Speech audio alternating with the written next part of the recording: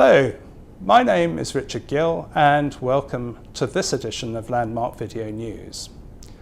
September 2016 sees the launch of the second Serviced Office Industry Sector Reports, which was commissioned by the Business Centre Association.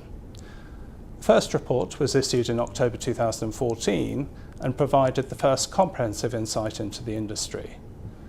To tell us about the second report, I'm delighted to be joined today by the Head of Research of CBRE, Miles Gibson, who undertook the research and put the report together. Along with Miles, I have Executive Director of the BCA, Jennifer Brooke.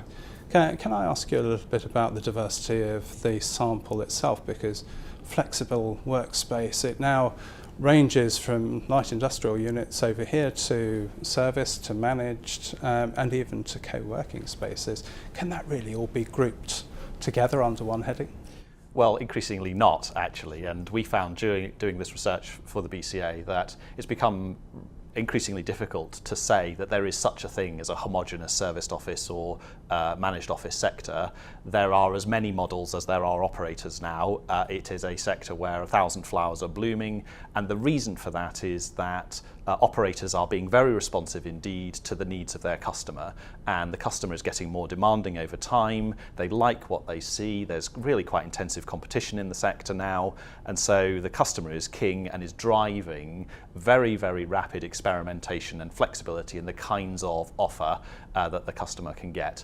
And therefore it's quite difficult to start to pigeonhole operators into some very simple categories. Now that was a task that we had to try and do in our research, but it's important not to oversimplify the characteristics of what is a very rapidly growing and flourishing sector. Yes, no, that's really interesting. You mentioned pricing a couple of times, and one of the aspects that came out of it, of course, was the relative comparative pricing to conventional leasing, which has come out very much in favour of the flexible workspace sector, has it not? That's right. It is in fact difficult to do a like-for-like comparison because by definition you're not buying the same thing. You're buying flexibility and you're buying a short lease when you enter into a managed office or service office contract, and by definition that's not the same thing as the more traditional 10 to 15 year leases. So the comparison is difficult to make, but certainly as close as we could get it, there was a sort of 30%, 25% discount for serviced or managed office space in that sector compared to the traditional sectors. Looking at the three main takeaways that I took from the research report, first was the growth of the sector that we've mentioned a little bit. Second might be the competitive pricing, which again we've mentioned, but the third big element is the length, the typical length of stay. Has that changed significantly? Yes, it has.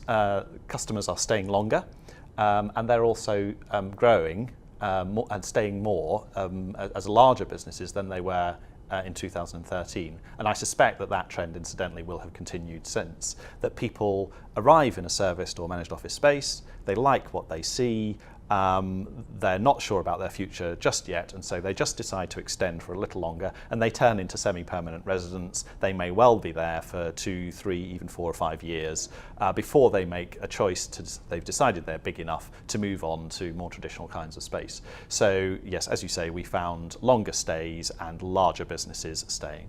I think it's also important to recognise the corporate sector, how that is that they are now using the space very constructively. It's no longer as a last resort alternative to the traditional lease. They are making a very informed decision, corporates, to use flexible space. As Miles quite rightly said, they've got the ability to expand, contract as projects dictate. They no longer have to be in a situation where they've got the capex of a building, but they can actually come and go and use the space depending on the projects that are based in a particular time. And that just doesn't reflect London. That is happening in the regions as well. Well, from an industry operator point of view, the really important aspect for us is the dissemination of this information. So the report is fantastic. And just looking to the future a little bit, Jen, the intention is to undertake a third report later this year, beginning of next year? It is our intention to look at 2015 and 2016.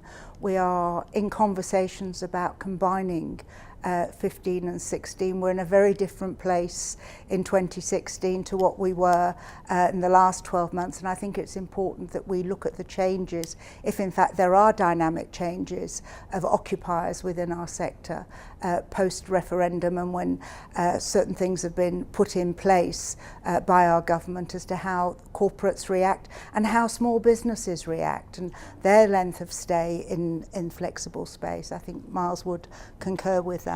Yes, and I think it's really worth emphasising this point about the relationship between uncertainty and flexibility, that we are in uncertain times, and that means that the big corporates as well as small businesses will want flexibility, and that may well be very good indeed for this sector.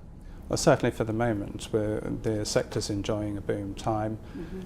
Time to celebrate, Jen. I gather we've got an opportunity to celebrate in November. Yeah, and that's when our industry get together. It's when our occupiers have recognised the great and the good, the best of service within the sector, and have voted for the best business centre, the best operators in the sector, recognising how an operator has added value to their business, how they have supported them, whether it be by events, whether it be introducing them to like-minded people within their environments, and those that have small groups, introducing them to potential customers within their business portfolios. It's a fantastic opportunity. Tickets are on sale now, I guess. Absolutely. Thank you very much for joining me today to run through the details of this new report. It's been a pleasure. Thank you. That's all we have time for in this edition. Please do join me again.